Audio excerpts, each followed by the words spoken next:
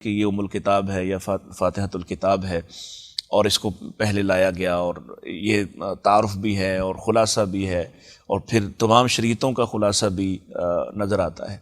لیکن اس کی جو ابتدا اور آغاز ہے، بسم اللہ الرحمن الرحیم، الحمدللہ رب العالمین، تو یہ الحمد کیا ہے؟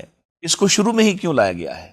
دیکھیں، قرآن میں جو سورۃ الفاتحہ ہے، یہ چونکہ ام الکتاب ہے جی اس لیے اس کی بہت ساری حیثیات ہیں۔ ٹھیک ہے، کچھ حیثیات کے بارے میں ہم کل بات کی۔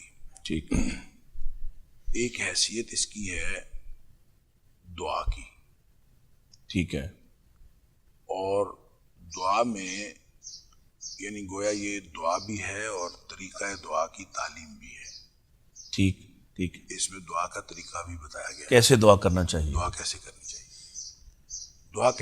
دعا یہ ہے کہ سب سے پہلے تو تعریف کرنی چاہیے جس سے آپ نے دعا مانگنی ہے، اللہ کی تعریف ہونی چاہیے۔ پھر اس کے بعد حلف وفاداری دینا چاہیے، سبحان اللہ، یا اللہ میں یعنی یہ حسن طلب کا تقاضا ہے تقاضا ہے، کہ آپ پہلے وفادار ہونے کا ثبوت یا اس کا اظہار کریں۔ پہلے تعریف کریں رب کی، پھر اس کے بعد وفادار ہونے کا یقین دلائیں، ٹھیک، اور پھر اس کے بعد آپ اپنا مدعا بیان کریں۔